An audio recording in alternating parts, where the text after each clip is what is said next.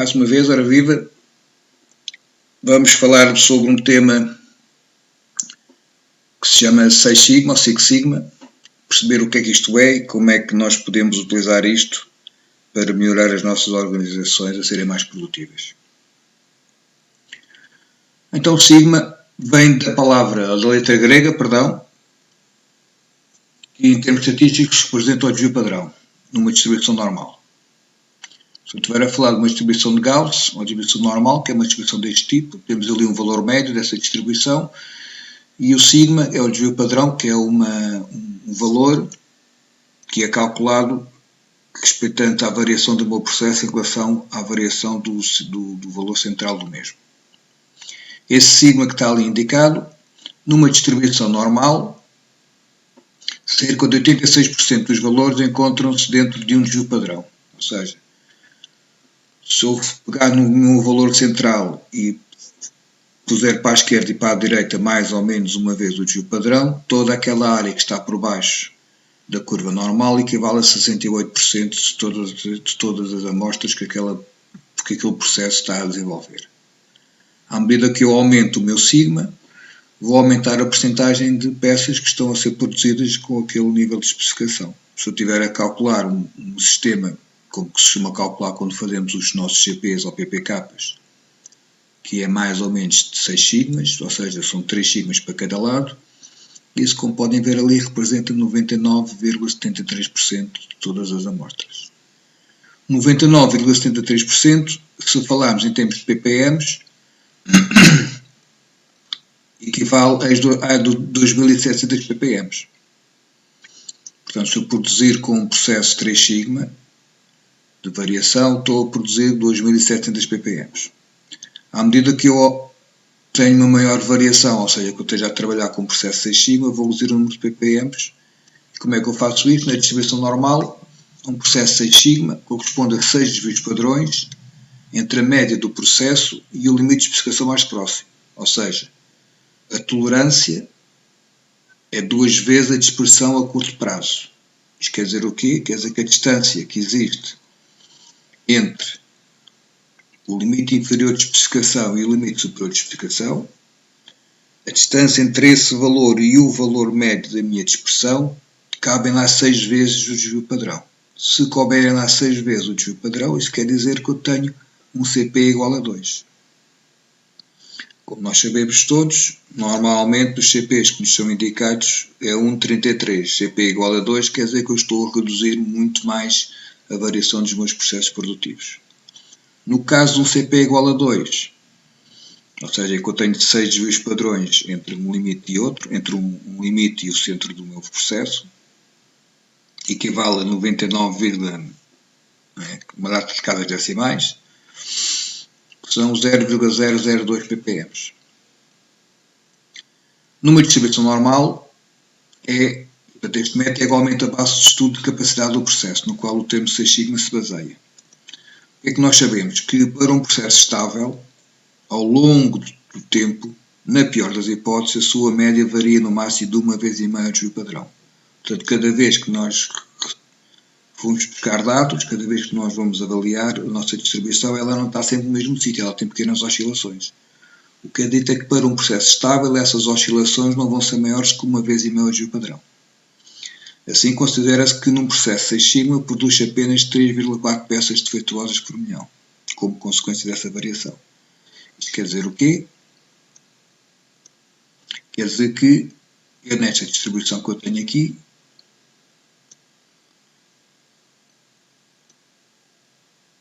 eu posso ter uma variação para um lado de 1,5 vezes ou para o outro. Isto é aquilo que a minha variação me permite que eu tenha quando estou a falar do processo a longo prazo, porque nem sempre aquelas curvas são idênticas, que à medida que o processo vai evoluindo ou que vai tendo maior interferência de fatores externos, há esta oscilação e esta oscilação não pode ser superior a 1,5 vezes o desvio padrão. Nesse caso, o que é que acontece? Aquela área que está ali é uma área que sai fora dos meus limites de especificação e aquele rabinho lá da curva equivale aos tais 3,4 defeitos por oportunidade, aos ppms, por causa desta oscilação que existe de um lado para o outro. Então, qual é a metodologia que eu utilizo para diminuir aquela variação e para diminuir o número de ppms? É a metodologia de Mike. Existem várias metodologias associadas a isto, mas basicamente tenho o D de definição, define, depois o M de medição, measure, portanto eu defino o projeto, vou medir o processo existente, depois vou ver se ele está controlado ou não está, portanto tenho que pôr o meu processo controlado, vejo se ele é capaz, analiso a sua capacidade,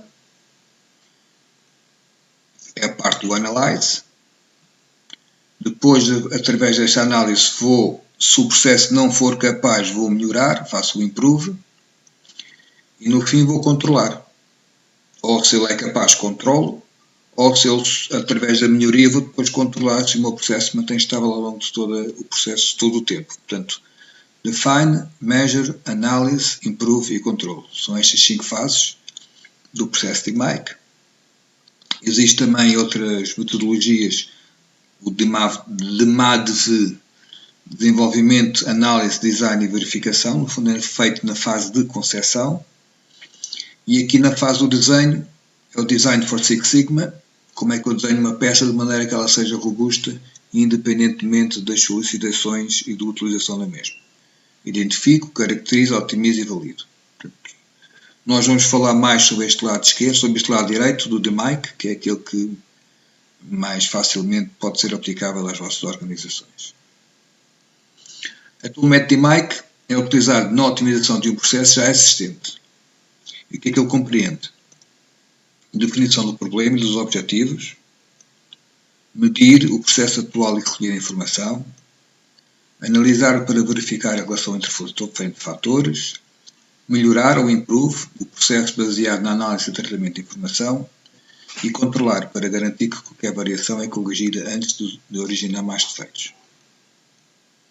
Na fase de definição, o que é que eu tenho que fazer? Definir os objetivos estratégicos e operacionais da organização, identificar oportunidades de melhoria, âmbito e campo de aplicação dentro da organização, identificar os requisitos críticos e significativos para o cliente, a apresentação da metodologia das várias ferramentas e definir a estrutura básica e o cronograma do projeto, bem como a respectiva equipa de trabalho. Normalmente, quais são as ferramentas utilizadas aqui?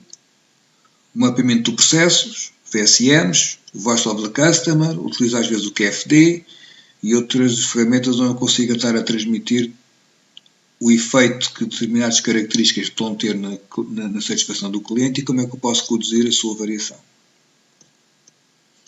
Seguindo a fase de definição, ou seja, tenho selecionar produtos ou processos críticos para as características da qualidade, é o passo número 1 dentro da definição. Depois, tenho que especificar ou declarar o problema, identificar as características críticas para a satisfação, quais são as equipas e responsabilidades, qual é o cronograma e o processo map e quais são os critérios de seleção final do meu processo. Portanto, isto estamos a falar sempre ainda na fase inicial da definição.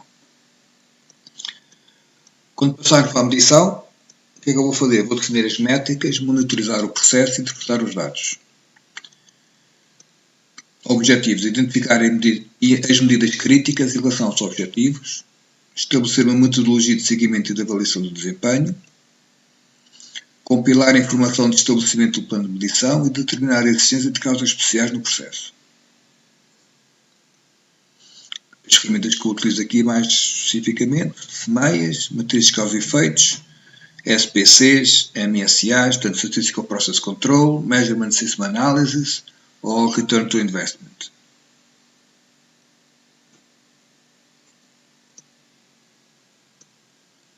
Quais são os passos dentro desta fase 2? Eu vou definir as métricas, definir o desempenho padrão em função dos requisitos do cliente, validar os sistemas de medição, estabelecer a capacidade do processo de acordo com o estabelecimento no ponto 2, definir os objetivos de melhoria em termos de DPPMs, DPMOs, que são os defeitos por milhões de oportunidades, ou qual é o meu valor sigma-alvo.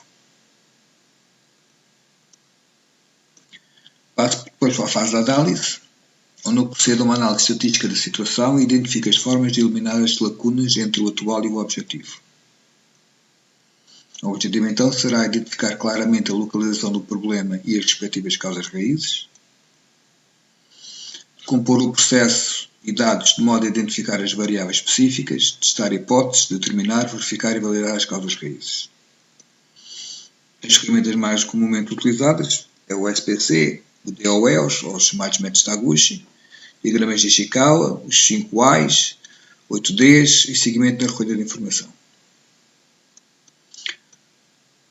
Se eu dividir agora pelos vários passinhos, eu tenho que identificar as folhas de variação, incluindo a identificação das ferramentas utilizadas, para identificar o que é que está a fazer com que os meus processos variem, classificar as causas potenciais, incluindo a evidência do planeamento e resultado de cada teste estatístico realizado.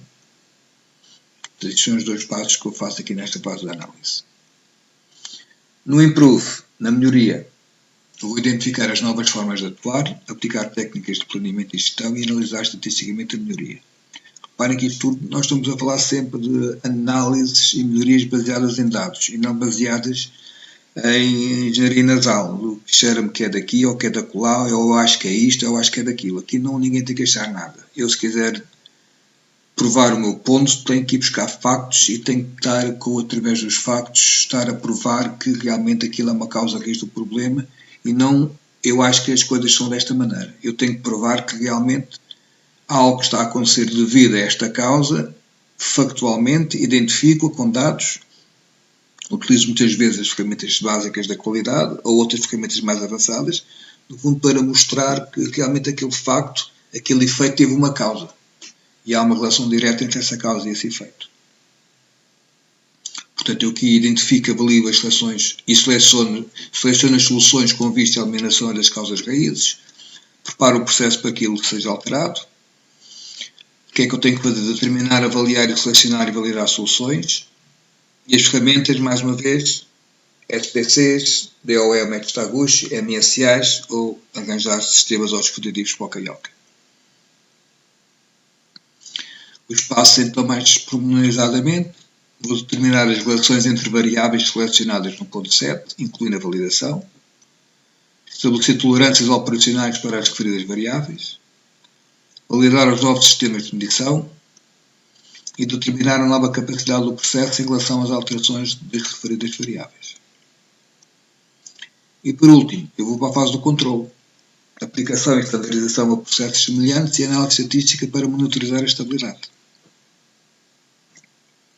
Tem como objetivo aplicar as lições aprendidas a outros processos e identificar novas oportunidades de melhoria, verificar as soluções e identificar a possibilidade de aplicação e de standardização, aplicações então das lessons learned. As ferramentas que eu utilizo aqui, mais uma vez o SPC para verificar a estabilidade do processo, POCAIOC, as ajudas visuais, instruções de trabalho, planos de controle, benchmark de outros processos produtivos, etc. Os passinhos então mais pormenorizados é passo 12 só, é implementar um sistema de controle em sequência das fases e passos anteriores. Portanto, esta metodologia é uma metodologia em 5 passos, onde eu primeiro defino, meço, analiso, melhoro e controlo. Com o objetivo de ter em mente do tal sigma. O sigma é o quê? É a variação. Portanto, o foco aqui não é tanto qual é que é o valor médio que eu tenho que estar a alcançar, também é importante, como é evidente, mas é perceber como é que eu faço para diminuir a variação dos meus processos. A palavra-chave aqui é variação. Quanto menor variação tiverem os meus processos, melhor a qualidade dos mesmos, ou dos meus produtos. Tenho que mostrar evidências de demonstração das técnicas aplicadas.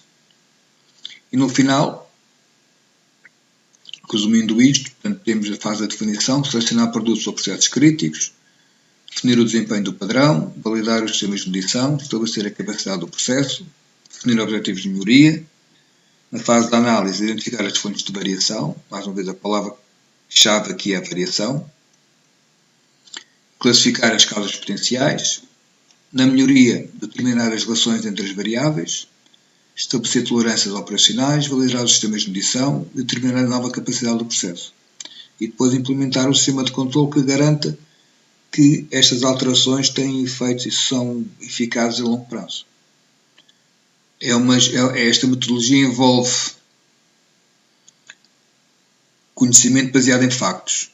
E a única maneira que eu tenho para basear os meus factos é através de uma análise estatística. É a maneira como nós temos para comunicar com os nossos doentes. Os nossos doentes são as máquinas. Da mesma maneira que um médico fala com um paciente e pergunta-lhe o que é que ele tem, onde é que te dói, a única maneira que nós temos para perguntar aos nossos equipamentos, aos nossos processos, qual é o teu problema, é através da recolha de dados e dessa análise estatística.